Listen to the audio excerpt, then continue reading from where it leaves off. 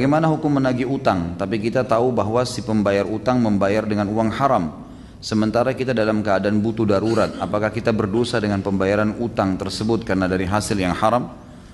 Pertanyaan yang bagus ini.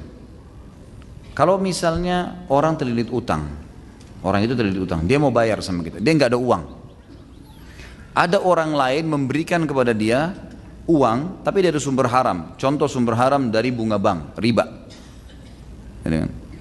Ini sumber haram. Sumber haram ini ada dua macam. Ada sumber haram yang sifatnya kalau dikeluarkan oleh pemiliknya dia tidak pakai, seperti orang punya bunga bank, dikeluarin sama dia.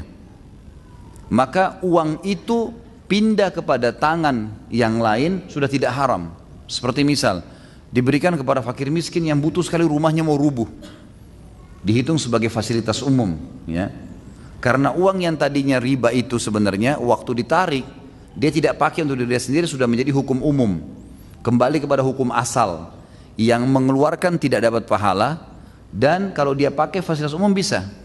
Seperti WC umum, rumah, untuk orang-orang yang susah gitu kan. Atau ada orang terlilit utang betul-betul dia akan berbahaya kalau enggak. Susah sekali hidup, memang tidak ada sumbernya. Ini pendapat ulama masih membolehkan. Tapi kalau sumber haram itu, ya, bukan kayak riba tadi, misal dari hasil curian, korupsi, ini nggak boleh, mutlak tidak boleh.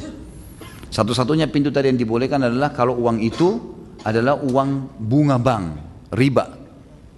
Uang bunga bank ini, fatwa ulama sekarang sudah mengeluarkan boleh untuk fasilitas umum, termasuk membantu orang yang terlilit utang besar, yang dia sudah tidak mampu lagi lepas dari itu.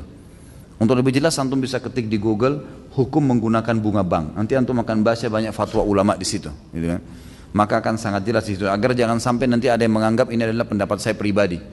Maka bisa dilihat situ panjang lebar pendapat para ulama. Tentu saya tidak bisa bacakan semua, tapi seperti itulah gambarannya. Jadi dilihat nih. Kalau sumber yang tadi antum bilang orang itu bayar sumber haram adalah uang curian, uang korupsi, ya, hasil menipu orang, maka ini jangan diterima, nggak bisa. Walaupun antum dalam keadaan butuh.